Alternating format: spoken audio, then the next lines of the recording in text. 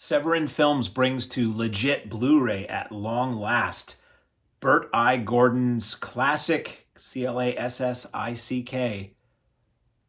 drive-in police action sleaze fest, The Mad Bomber from 1973. This stars Vince Edwards as a cop named Geronimo, Chuck Connors as the titular Mad Bomber, and Neville Brand as a rapist.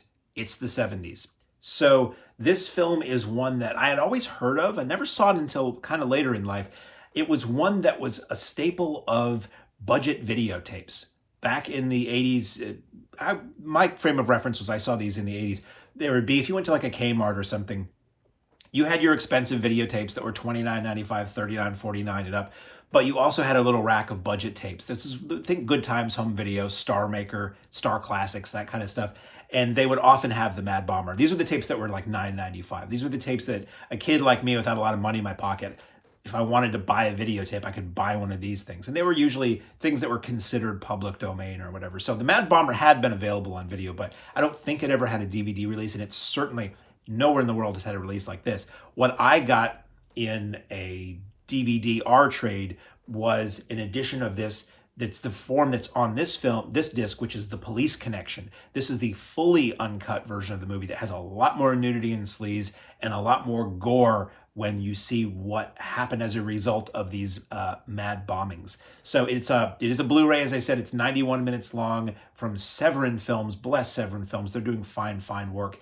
English 5.1 surround or English 2.0 mono options. Also isolated score, which I don't usually listen to, but I did while I was working, and it's cool. Sometimes you listen to an isolated score on a disc or in the old Laserdisc days, and it's the score the way it would play in the movie, which is to say, maybe sometimes the volume is high, but if somebody talks, the volume dips down. So the volume kind of goes up and down with some isolated scores. That's not the case here. You just hear the entire recorded score for the film as it would be playing in the movie. And it was kind of cool. It was very interesting to listen to it that way. It does result in big, long stretches where you don't hear anything, but that's the nature of this. Sometimes that's cool. It was always done as a way to sort of watch the movie simply with the music and the image and see how the music enhances what you're seeing on screen. For me, a lot of times, sometimes they'll give you the score separately on a CD. I kind of prefer that, but it's cool that they even provide it and that it exists to be provided. So the story goes something like this 3 minutes into this ramble.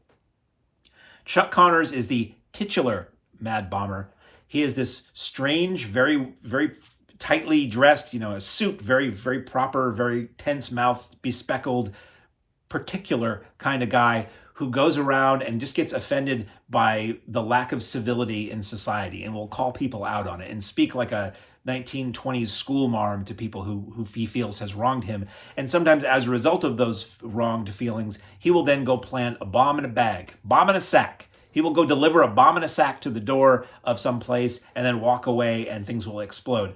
Vince Edwards is, as I said, Geronimo, the hot-headed super cop who is on the trail of Connors trying to figure out who's doing this and how do we stop them. And then Neville Brand, who always plays pretty much after a certain point in his career. He was the star of Eaten Alive. He always plays just a sweaty creep, playing in this film a sweaty creep who is a rapist. So something about the 70s. I think they even talk about it in the supplements here. They do. How rape or rapist was such a thing in 70s films, especially 70s B movies. And you watch the stuff now and you're just like, ugh, it's hard to watch and it's just so untoward. But it does also sell the fact that this is not a nice guy. So Neville Brand is this rapist who's doing one of the things that he does, managed to catch a glimpse of Chuck Connors leaving the scene of a place that later was victim to a bombing. And so, but he is unbeknownst to the police. So Vince Edwards, TV's Ben Casey, also star of Space Raiders, is trying to stop the Mad Bomber and find this rapist. And now he's trying to find the rapist to get him behind bars to stop him doing what he's doing, but also to get a description from him so that he can use the captured rapist to find the Mad Bomber. It's insane, and it's very sleazy. There's a lot of nudity in this, both during Neville Brand doing what he's doing and Neville Brand's proclivities in the home and things like that. It's a lot. And then the Mad Bomber stuff blows up. It features great LA locations, fun soundtrack, Chuck Connors is really silly and quirky. I wouldn't say he gave a good performance in this, but he's certainly memorable in this as this really weird, mannered kind of guy. And it's my notes here say some not fun nudity and carnage from the blast. It's just a good sleazy 1970s thriller that I think most people don't know about. It's gotten forgotten. It did play on TV under the Mad Bomber title, and there is the TV edit of that as an extra on this disc, and it is interesting to see. It does have one extra scene that's not in the main feature, so if you fast forward through, if you just want to see the extra scene, it features Vince Edwards hassling a guy who's the operator of a movie theater that shows adult films, but he's showing family films, and there's a poster for a Bert I. Gordon movie, The Boy and the Pirates. I always love it when directors or studios kind of self-promote, and it was kind of funny. Probably because Bert I. Gordon had a garage full of Boy and the Pirates posters kicking around. Bert I. Gordon, if you don't know, also known as Mr. Big, B.I.G., due to his initials, but also because he made a lot of giant monster movies. He did like Amazing Colossal Man and Beginning of the End and Food of the Gods, and he sort of specialized in practical special effects and giant things, let's say.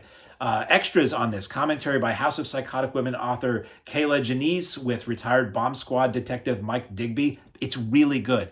She does her thing about the movie and the players in the movie, and then she brings in somebody she knows who used to be on the LA Bomb Squad, and he talks just a lot, who has also seen the movie. He talks a lot about what it was like in that period where there were just a lot of bombings going on, which sure inspired this film, due to political groups or whatever in LA at the time. Isolated score, as I mentioned, audio interview with Bert I. Gordon conducted by David Del Val, which is played over the film as a commentary. It's long and it's sort of career spanning, and it's really interesting because Del Val knows his stuff. He's a brilliant journalist, writer about genre films. And Bert I. Gordon is just totally honest and just casual. It's just two guys talking, but they really go over everything. They just don't, it's not specific to this movie at all, but they do talk about this movie in the course of it. Patricia Gordon remembers her father. That's 27 minutes. It's an audio interview that just plays over a still. That's very interesting, and her memories of working on this film and other things with him. To be in the moment, an interview with actress Cynthia McAdams, a woman who's in the film, talks about her life, which is very interesting, but also working on Mad Bomber. As I said, 11 minutes. On the trail of the Mad Bomber, it's a locations featurette, which I love that kind of thing where they just show you what it looked like then and what the areas look like now. That's 10 minutes. The Mad Bomber TV cut, that's 87 minutes compared to the 91-minute uncut version that we have here. The TV cut is 4:3. It's lower quality. It's sharp. It just doesn't look as good as the main feature. And it's got that scene that I mentioned about the movie theater. Through TV spots, 30-second spot for the police connection, and then a re-release under the title Geronimo, making it look like it's really just a cop movie about this crazy hot-handed super cop Vince Edwards, who apparently somewhere in the extras talks about, there was an interview around the time this movie was about to come out where they said, he was saying they had planned like 6 movies in a series about this cop. Never happened. And then I believe that's everything. So we look at the package itself, which is really nice. Synapse knows what they're doing. As does Severin, who put this out. Sorry, Severin. So you get a replica of a poster, which is just brilliant, and the ad materials on it are brilliant, and it's like embossed. And then you get some, if that's going to show you there, some stuff on the back. We slipped the slipcase off to reveal different poster art featuring trying to build the identikit with Chuck Connors and all the specs on the back. Crack it open, and I love that. You get the disc, you get a booklet, which has really cool stuff in it. The Mad Bomber story by Andy Turner, and it features contact sheets of on-set photos, if you can see that or not, and just a lot of cool imagery from the set and interesting recollections about the film. They get into where this photography in the booklet came from. So this is a great release. If you're like me and you love 70s movies and you love sleazy movies and drive-in movies, thank you, Severin Films, for releasing The Mad Bomber at long last. The Mad Bomber's loose, thanks to Severin Films on Blu-ray.